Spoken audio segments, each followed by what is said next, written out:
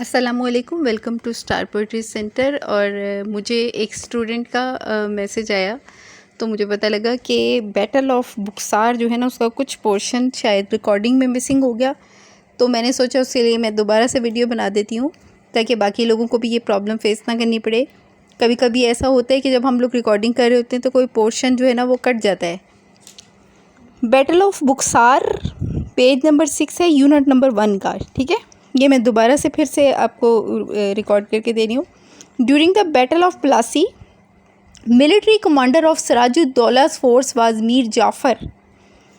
Battle of Plassey के दौरान military commander जो ये था सिराजुद्दौला का फोर्सेस वाज मीर जाफ़र। मीर जाफ़र का मैंने आपको बताया था कि ये इसका कमांडर था। ठीक है, who help the British east India company, जिसने असल में बरतानवी ईस्ट इंडिया कंपनी की हेल्प की थी और इसकी गद्दारी की थी इसने मुसलमानों के साथ, और इसकी गद्दारी ही की वजह से अंग्रेज़ कामयाब हुए थे नुकसान पहुंचाने में।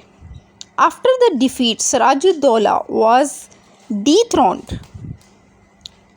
डिफीट यानी कि नाकामी के बाद या शिकस्त के बाद सिराजुद्दौला जो है ना, उसको ओहदे से हटा दिया गया as the nawab of Bengal. Nawab of Bengal के ओहदे से उसको हटा दिया गया।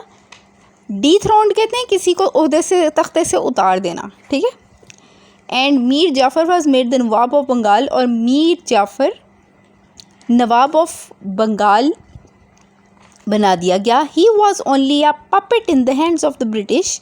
वो बरतानियों के हाथ में सिर्फ एक पपेट की हैसियत से था, यानी कहने का मतलब है कि बज़ाहिर तो उसको बिठा दिया गया था तख्त पर, लेकिन उसकी असल में कोई हैसियत नहीं थी। But his rule couldn't last long, लेकिन उसका जो हुकूमत है वो ज़्यादा लंबा अरसा नहीं चल सकी। Soon Mir Jafar son in law Mir Qasim was throned as the new नवाब।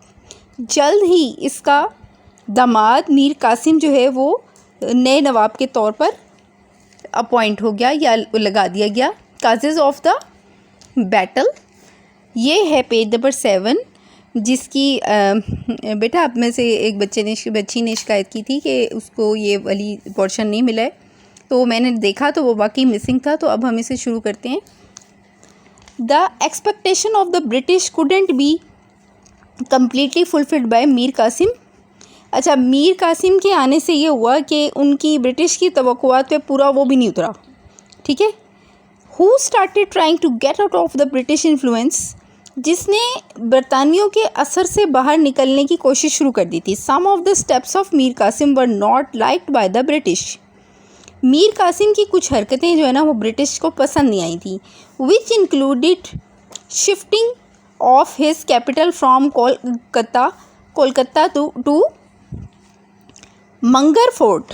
ठीक है, कलकत्ता से मंगर फोर्ट जो इसने शिफ्टिंग की थी ना अपनी, ये बात अंग्रेज़ों को यानी उसकी मर्ज़ी करना पसंद नहीं आई। Not giving extra privilege to the British traders, और इसमें इसने एक और हरकत भी उनकी मर्ज़ी के ख़िलाफ़ की थी। वो ये थी कि प्रिविलेजेस होते हैं कि मरात जो थी, इसके जो ताजिर थे ना, बरतानवी ताजिर, जिनके ज़रिए बरतानिया बहुत बड़ी ट्रेड कर रहा था यहाँ पे, तो उनको इसने कोई फ़ायदा नहीं पहुँचाया। ठीक है, मरात नहीं दी जो वो चाहते थे, यानी उनकी डिमांड पूरी नहीं की।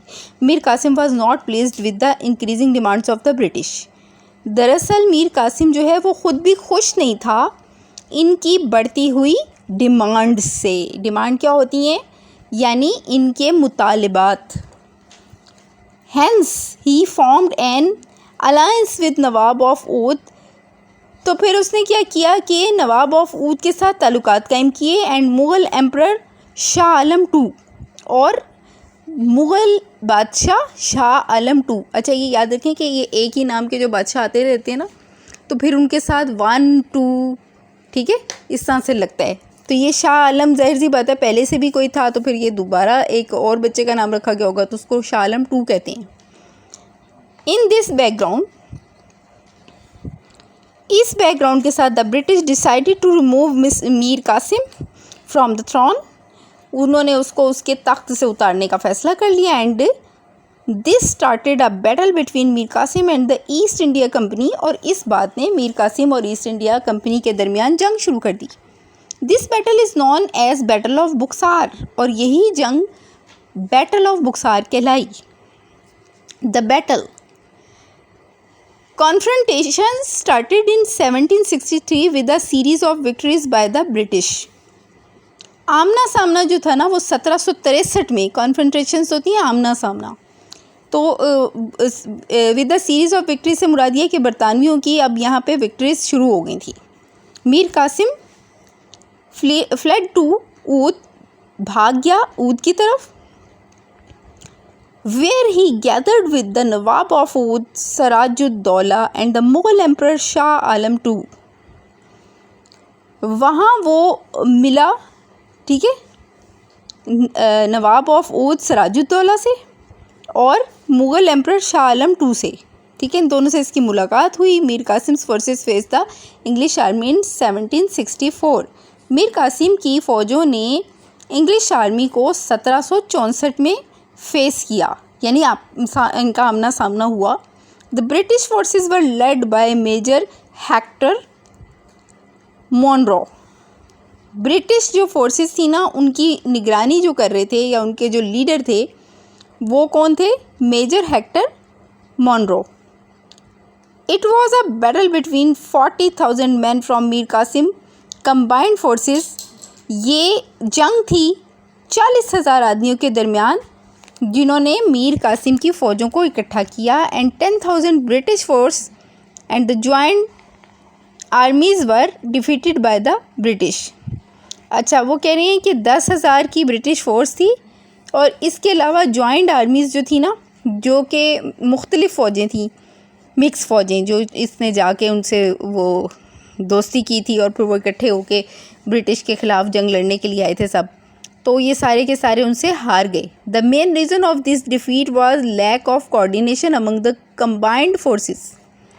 असल जो वजह थी ना इस नाकामी की, वो इन फ़ौजों की कंबाइंड फोर्सेस कौन सी थी? जो मुख्तलिफ़ जगहों से आई हुई फ़ौजें थी, इनकी आपस में कोऑर्डिनेशन यानी ताल्लुकात की गड़बड़ की वजह से ये हुआ था। यानी इनका आपस में जो म्यूचुअली इत्तफाक था ना, उसमें कुछ मसले मसाइल थे जिसकी वजह से जंग हार गया। आपको पता है कि जब तक इत्तफाक ना हो तो जंगें तो नहीं जीती जा सकती। As a result of this battle, इस जंग के रिज़ल्ट के तौर पे Mir Qasim fled from the battle ground. Mir Qasim जो है ना, ये जो फ्लड है ना, ये जो है वो भागना इसका मतलब होता है। यानी कि वो क्या हुआ कि वहाँ से मैदान जंग से भाग गया। While the other two Nawab of Oudh and Shah Alam II surrendered, जबकि दूसरे नवाब ऑफ ऊद और शाह आलम II ने सरेंडर कर दिया। सरेंडर करना क्या होता है? अपना सर झुका देना, यानी कि हथियार डाल देना कहते हैं इसको। The battle ended with the treaty of Allahabad in 1765। ये जंग ख़त्म हुई इलाहाबाद की ये ट्रीटी होता है कि मुआहदा इलाहाबाद 1765 में जो हुआ था, और इसके मुताबिक according to the treaty of the Allahabad के मुआहदे के मुताबिक Nawab Shuja was force to surrender Allahabad. Nawab Shuja को मजबूर किया गया कि वो सरेंडर कर दे इलाहाबाद में, और कारा ये कस्बे का नाम है, ठीक है, to Shah Alam II।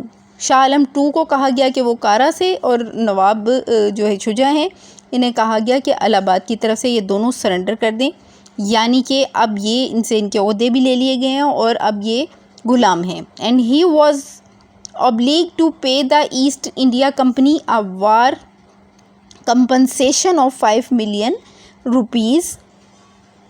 5 million रुपए जो है ना वो इनको जुर्माना किया गया था, ठीक है, ये इनको जुर्माना कर दिया गया था। इसके नतीजे में defeat in the battle of Buxar was yet another blow to the weakening rule of the people of the सब कॉन्टिनेंट।